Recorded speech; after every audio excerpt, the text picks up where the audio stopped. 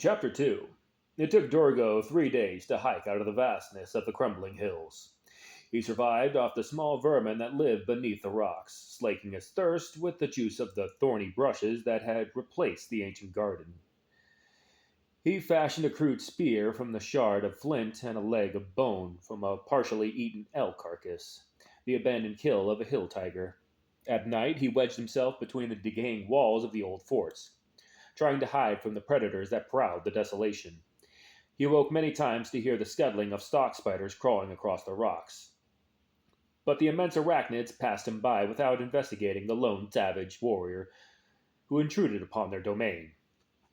More inquisitive was the bee-eyed rock wolf that watched him for the better part of a day, before deciding that the man was still too hale to make easy prey. Most of his injuries he had suffered from when he fell from the howdah had started to heal. Even the pain in his leg had ceased to vex him, as it had on the first day of his escape. The wound in his arm, however, continued to pulse with pain.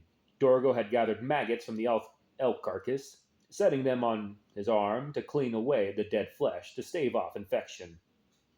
The savage had long since come to ignore the crawling sensation against his skin, the oily feel of worms against his flesh. He had seen too many warriors with swollen, noxious wounds, green with disease and corruption. Most of them became cripples, if they survived at all. It was a sorry fate for any warrior to better to feed the tiny children of Onagal than entice the grandfather's more grisly gifts. Beyond the crumbling hills, Dorgo would need to cross the prowling lands, a great expanse of flat land where, in winter, the hardy snowgrass would defy the elements, and the feeble sun to carpet the plain in pallid stalks of leafy blades. The savage would descend upon the prowling lands when their first snows came, letting their mammoths glut themselves upon the winter grass. But the gods had not yet unleashed that season upon their domain, for now the prowling lands were deserted, populated only by sickly clumps of thin-trunked trees and yellowed stands of fungus. The prowling lands took their name from the treacherous landscape, where the land shuddered frequently, splitting apart from deep gullies and jagged ravines. The threat of sinkholes was constant too small to threaten a mammoth. The holes could easily swallow a man, closing over him and leaving no hint of his doom. Predators, too, lurked in the prowling lands. In summer, the gullies were home to zagas, giant lizards covered in a carapace of thorns and capable of swallowing a child in a single bite.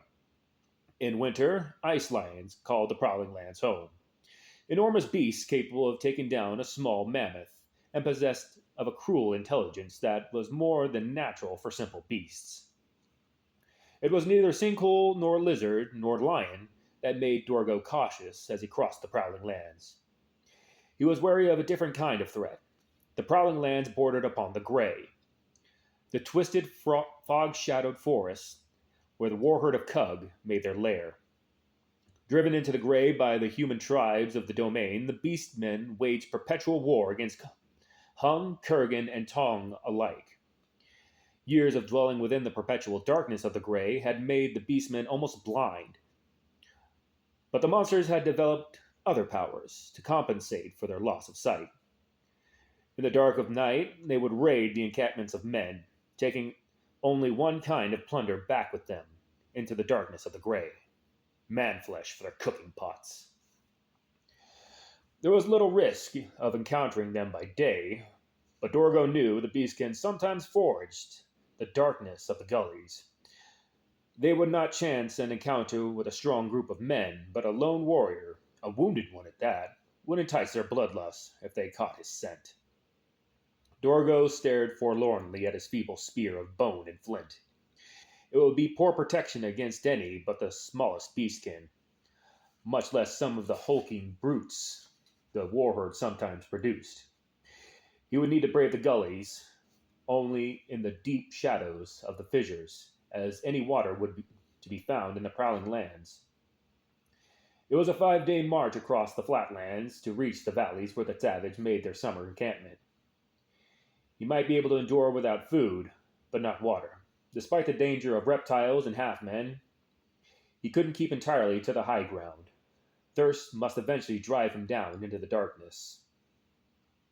For the best part of 2 days, Dorgo managed to press on, chewing on the from a thorn brush to deceive the clawing thirst that tormented him. Several times the ground had shuddered around him. Twice he had nearly fallen into the sinkholes that yawned open at his approach. The deep fissures and gullies were almost invisible until the warrior was right on top of them, forcing Dorgo to adopt a slow, cautious pace.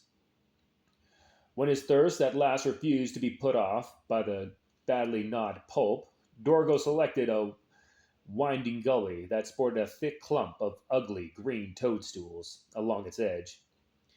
It seemed likely enough to prospect to conceal a small spring. The savage crept to the edge of the depression, peering down into the gloom. Before he could react, the lip of the gully broke away beneath him. Dorgo flailed his arms to catch himself, but the searing jolt of pain that shot through him as his wounded arm caught at the crumbling ground caused his entire body to grow numb. With the grace of a boulder, he crashed to the bottom of the gully, the clatter of his violent descent echoing all around him.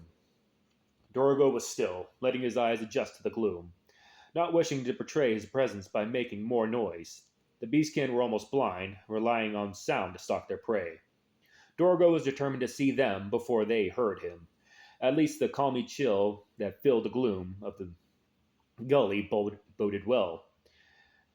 There had been water nearby to imbue the air with such dankness. As his eyes adjusted to the dark, he saw something sparkling in the fitful light. He found not merely a spring, but a pool. The hunter took a scrambling lunge towards the water, and then froze. A gruesome shape was reflected on the surface of the water. Slowly, Dorgo lifted his eyes to stare at the creature that cast its immense image over the water. Sprawled across a big rock, knife-like scales running down its back and sides, was a huge Zaga. The creature regarded him coldly, with an amber-hued eye, its forked tongue licking at the air. Dorgo locked his fists around the crude spear he had fashioned, bracing himself for the reptile's attack. The Zaga seemed wary rather than aggressive, more interested in savoring the patch of sunlight it had found than lunging at the warrior. Dorgo could see its long, thick tail bloated with stored fat. A quick glance showed him that the bones strewn all around the pool. Clearly, the lizard had fed well of those who thought to visit the pool. Perhaps well enough that it was no longer hungry. Keeping his eyes on the sunning lizard, Dorgo scooped water from the pool into his mouth. It was bitter, foul with minerals, but to the hunter it was like a gift from the gods. Soon he forgot the menace of the Zaga, his body reveling in the long-denied succor of water. It was with an effort that he finally pulled himself away from the pool, leaving it to the indolent Zaga. He had few delusions about his good fortune as he struggled out of the shadows from the gully and back into the plain. When his thirst next drove him down into the gullies, he could hardly expect to be so lucky again. On his third day in the prowling lands, Dorgo found himself again driven to brave the fissures. He took great care lowering himself into the depression this time. Once his eyes had adjusted to the darkness, he found he was in a shallow ravine, scraggly clumps of weed poking out of its earth walls. No pool of freestanding water greeted him this time. He only hoped he would be spared the presence of another Zaga, one without a fat tail. The hunter walked to the nearest clutch of weeds. He knew that the vegetation was his best guide to the presence of water. Working his spear, he began to dig at the weeds, cutting through the earth to expose the pasty roots. He smiled when he felt the moisture clinging to the weeds. Abandoning his spear, he pawed at the wall with his hands. Soon his efforts were rewarded with a thin trickle of water, the boon of some underground spring. Dorgo scooped out a patch of the wall, using his hands to strain the liquid as he drank, trying to force more water than mud into his mouth. So lost was he in his labors that the savage almost failed to hear the distant crash of some large creature moving across the plain. A ponderous boom was repeated, the walls of the gully shaking as the thing stalked closer.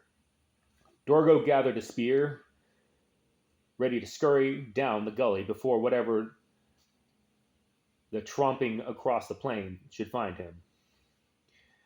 There were tales of giants living in the gray, stories that they did not keep to the forest like the beastkin, but roved abroad to meet their ferocious appetites. The thought chilled the warrior. Fear of the giants had kept the tribes from exterminating the beastkin long ago, for no man dared match himself against creatures that were said to be almost godlike. Still, the hunter's curiosity has been awakened. Moreover, he knew he should learn in which direction the hulk was traveling, so that he might avoid it. Dorgo lifted his head above the rim of the gully, peering across the flatlands, even as the ground shook once more, distant but distinct. He saw the immense creature that made the earth tremble so. The hunter laughed, springing from the trench with a strength he had not felt in days, his spear raised above his head. He yelled and shouted at the distant colossus. Slowly, the beast turned, moving towards him in long, plodding steps. By the merest chance, Dorgo had found another of the savage's war mammoths returning from its hunt. There was no need to brave another night exposed upon the prowling lands. Tonight he would sleep in the mammoth hide yurts of his tribe.